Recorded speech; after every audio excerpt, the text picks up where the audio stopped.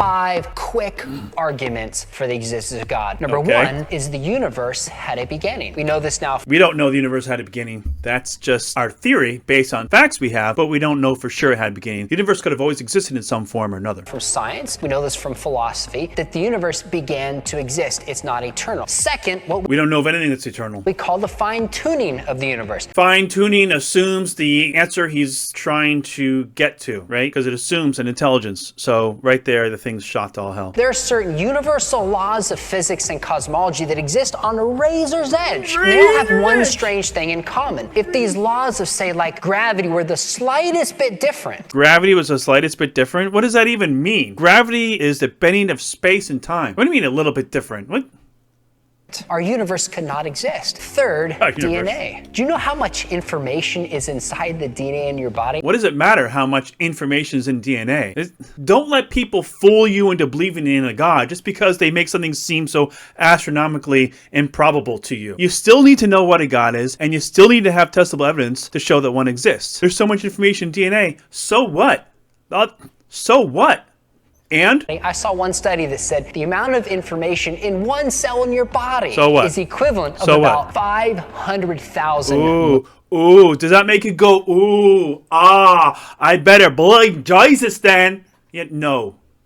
Movies. Fourth, the moral argument. How can we say there's objective moral values? Well, number one, it's kind of obvious. If it was obvious, then why would you need to make it a point? We would just know it's obvious, right? Derp. We all know that torturing an innocent child for fun is wrong. So is indoctrinating them, which is child abuse. We all know that. It's obvious. And last, I think one reason to believe there's a God is because the resurrection of Jesus. Okay. That's just ridiculous. This video was made for fellow believers or people that are already very gullible and ignorant, right? Because first of all, we don't know Jesus actually existed. There's no reason to think he did. No one alive during his time ever wrote about him. When do resurrections ever happen? Have you ever seen one? I haven't seen one. What about you, Kitty? Have you seen one? No, she hasn't seen one either.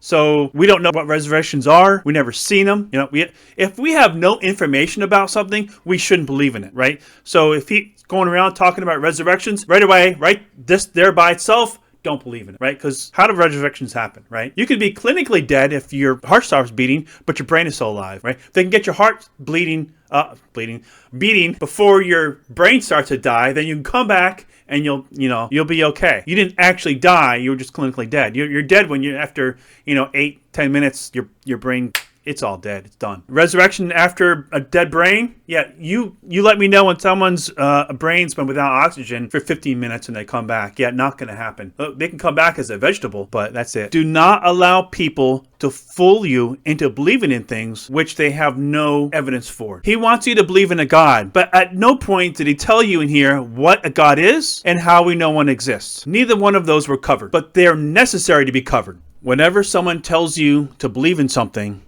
make sure the reasons they have to give you relate to the thing that was asserted to exist. At no point during this conversation did he do that. Therefore, either he's completely clueless over how to think logically and reasonably, which could be the case, or he's just pandering to the people who already believe in this kind of garbage and don't know how to think properly.